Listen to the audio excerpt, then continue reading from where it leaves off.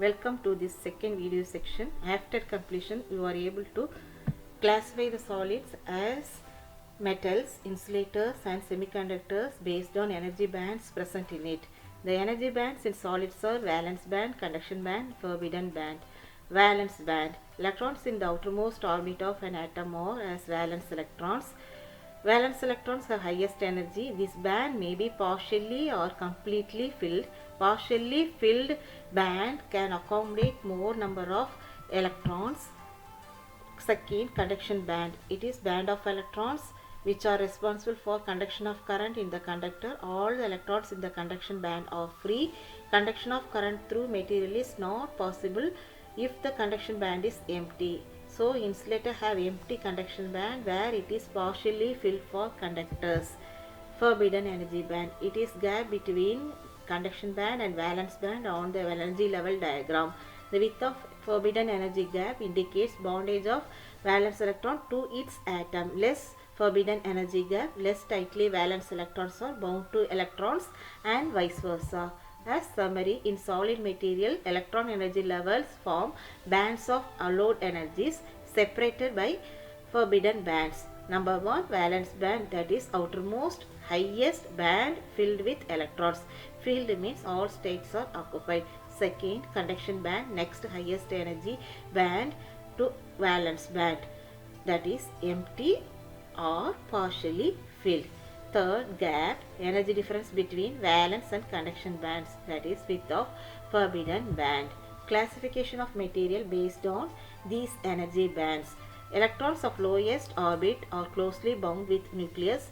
They does not play important role in conduction process. Valence band and conduction band plays important role to decide electrical behavior of the material.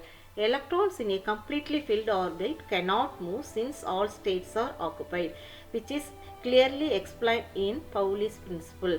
Only way to move would be to jump into next higher band that needs energy.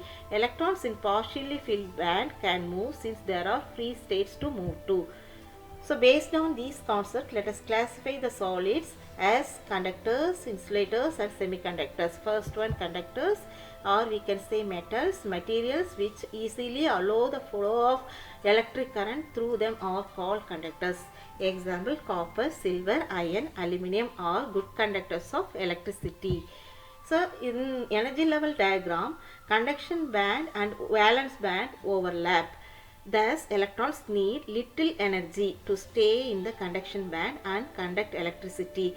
Valence band only partially filled, and if it is filled, the next allowed empty band overlaps with it. Next one is bad conductors or insulators, substance or material in which electric current does not pass through it. Example, wood, glass, plastics, etc. In energy level diagram, valence band is full whereas the conduction band is empty. Forbidden energy gap between valence band and conduction band is very large.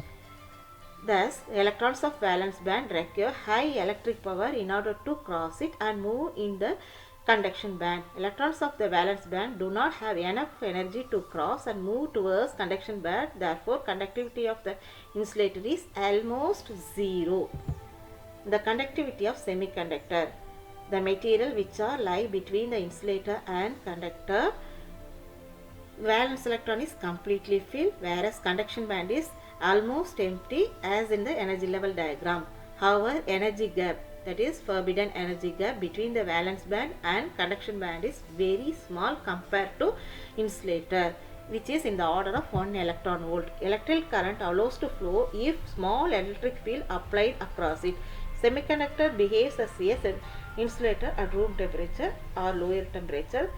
However, some electron cross the conduction band causes small electric current even at room temperature. As the temperature increases, more electrons pass through valence band to conduction band, resulting conductivity increases. The semiconductor has negative temperature coefficient of resistance because as the temperature increases, electrical conductivity of the semiconductor increases or resistance decreases. Finally, we can say that semiconductor materials have empty conduction band, full valence band, small forbidden energy gap between valence band and conduction band. Let us see elaborately about semiconductor material and its classification in the next video. Thank you.